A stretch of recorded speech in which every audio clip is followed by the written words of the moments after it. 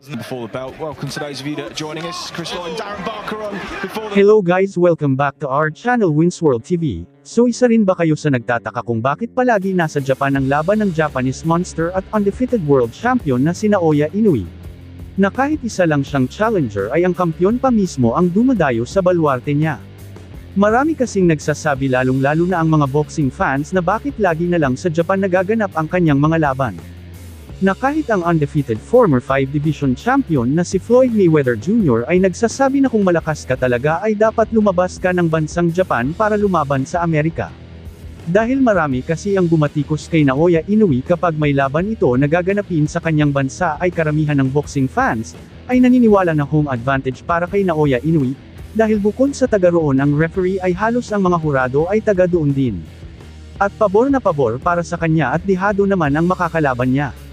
Hindi rin maitatago na merong kaunting dayaan na makakalusot sa boxing guidelines ng isang laban.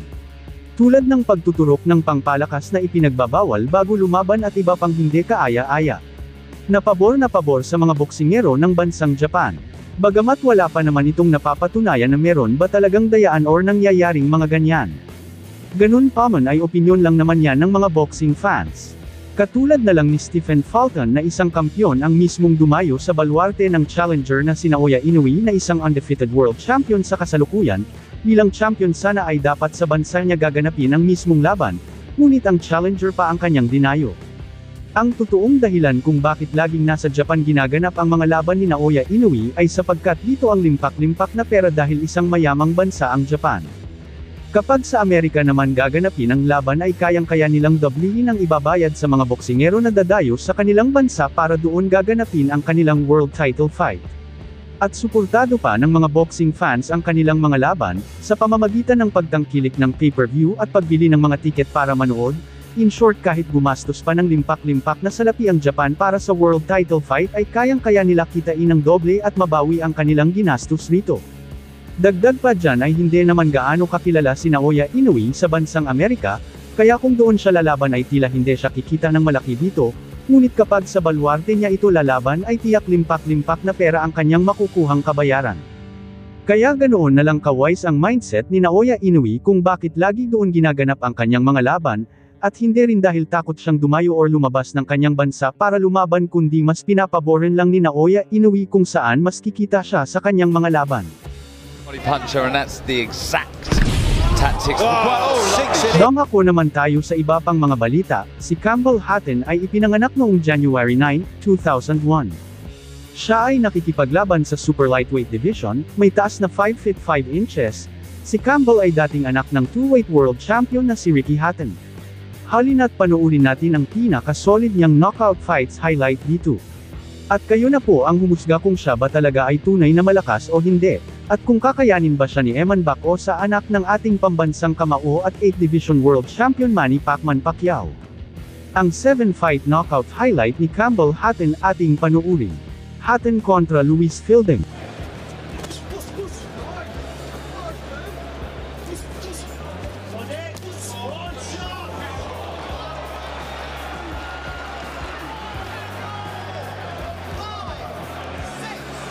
Campbell Hatton kontra Dennis Bartos.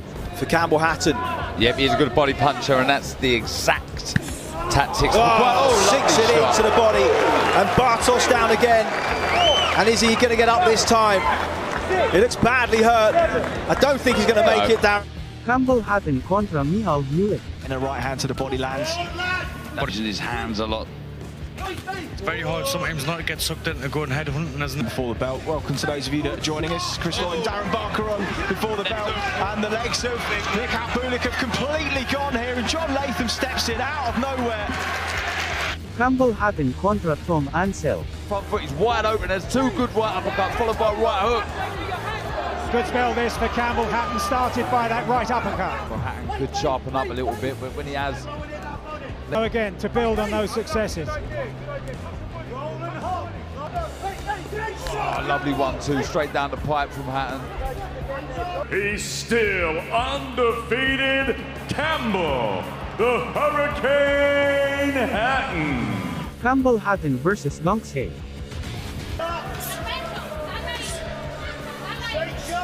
Wow, as we thought. Our main event in Liverpool live on the Zone tonight. Lovely 1-2 left hook. Campbell has definitely come to get stuck into that. At all. Gets decent. Dropping the head off the line, watching that jab sail past. I was a little out of gas in the last round, but I'm still here. Tried to get through the counter uppercut. Very good counter puncher. Back on the rope, so this is where he can double up with the left sip at range here, just neglecting that jab. Nice right hand. Doubles it up the second time, just rocks Dufet. When he's in the centre of the ring, just trying to force Dufet back.